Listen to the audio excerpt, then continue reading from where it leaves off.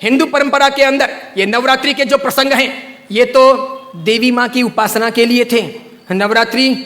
पवित्रतम रात्रियां कही जाती है, पवित्रतम दिन कहे जाते हैं। यह आसो जो चैत्र महीने में आती है, ये साधना के लिए, मंत्र साधनाओं के लिए, ब्रह्मचर्य के लिए, सत्व को प्राप्त करने के लिए, इष्ट की सिद्धि के लिए, अंतरतम की शक्तियों को जगाने के लिए, कुछ अच्छा हासिल करने के लिए होती हैं। समझदार हिंदू और समझदार जैन श्रावक श्राविका और समझदार हिंदू और समझदार जैन साधु संत इन दिनों में साधना में बैठते हैं,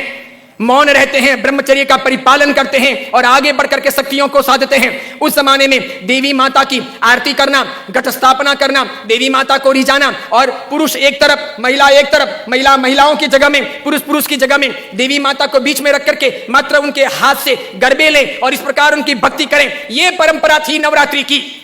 उसके बाद में मात्र गुजराती स्टाइल में डांडिया आए थे, तो बहनें बहनों में खेलती, बीच में देवी मां की स्थापना की जाती, पुरुष में खेलते और इस प्रकार नौरते रखते, नवरात्रि पालते, खान पान का ध्यान रखते। उन दिनों में कोई शराब नहीं पीता, गुटखे नहीं खाता, चाय तक नहीं पीता, व्यसन नहीं करता, अलग अलग शयन करते, पति पत्नी अलग अलग रहते, ब्रह्मचर्य की साधना करते, संपर्क नहीं करते, शुद्धता प्राप्त करते और इतने सारे भोग विलास की जिंदगी के बीच में, इतने सारे विषय वासनाओं के बीच में कोशिश करते कि कुछ दिन पवित्रता के साथ में बिताएं ताकि देवी माताओं के सानिध्य प्राप्त करके हम शक्ति संपन्न बन सके, उनके आशीर्वाद अपनी जिंदगी में फल सकें।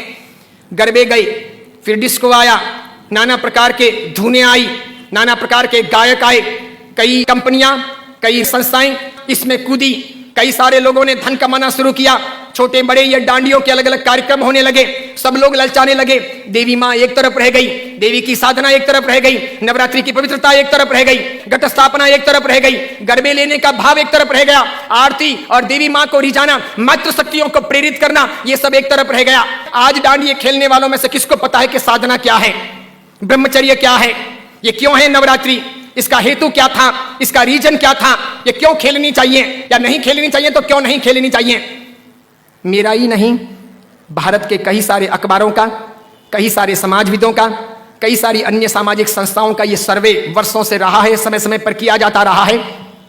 कि नवरात्रि के महीने 2 महीने के बाद में जितने गर्भपात होते हैं उतने गर्भपात बाकी के 11 महीने में नहीं होते।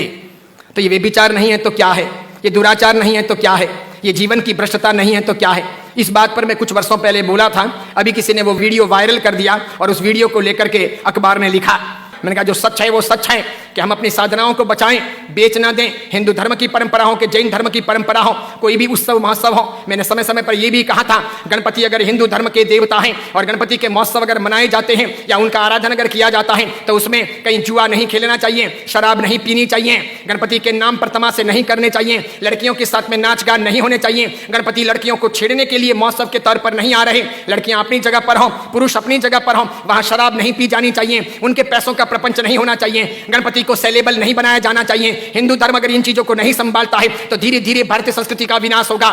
सिखों ने अपनी धर्म परंपराओं को संभाला है, मुसलमानों ने अपनी धर्म परंपराओं को संभाला है, ईसाइयों ने अपनी धर्म परंपराओं को संभाला है। उनके जो ओकेशन होते हैं वो दूसरों को इंटरफियर करने नहीं देते, वो उसमें घालमेल नहीं करते। हिंदू और जैनों को इस बारे में सावधानी रखनी आवश्यक है। कल ऐसा ना हो जाए कि पर्युषण महापर्व के दिन आए या राखातीज का दिन आए या कार्तिक पूर्णिमा का दिन आए और कोई उसे किसी प्रतिष्ठान के नाम पर प्रोजेक्ट कर ले कि चलो अब महोत्सव को इस प्रकार मनाएंगे, उस प्रकार मनाएंगे, तो 25 साल 50 साल के बाद में ऐसा हो सकता है कि हमारी होली की आराधना या हमारे पर्युषण महापर्व की आराधना का रूप रंग बदल जाए।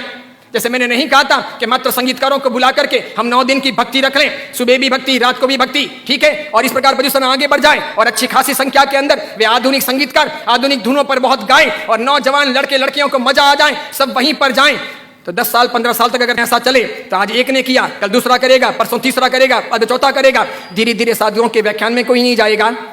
पर्युषण महापर्व के प्रवचन एक तरफ रह जाएंगे, कल्पसूत्र जी हवा खाते रह जाएंगे और पर्युषण का रूप बदल जाएगा। ये नहीं हो सकता, ये नहीं किया जाना चाहिए।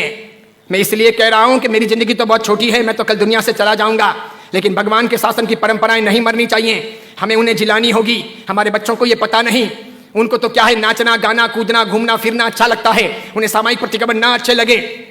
बिना पंखों के रहना उन्हें ना अच्छा लगे, लेकिन जरूरी यह है पर्युषण महापर्व की पूरी प्रक्रिया, उसकी साधना की सारी व्यवस्था समझी जानी चाहिए और इसीलिए हर बाबत के अंदर सावधानी आवश्यक है। हमारा यह वीडियो अगर आपको पसंद आया हो तो उसे लाइक कीजिए, शेयर कीजिए और आचार्य विमल सागर सूरी जी के नाम से चल रहे हमारे चैनल को सब्सक्राइब कर उसके पास रहे बेल के बटन को क्लिक कीजिए ताकि हमारे नित नई वीडियो को देखने का आपको अवसर मिल सके।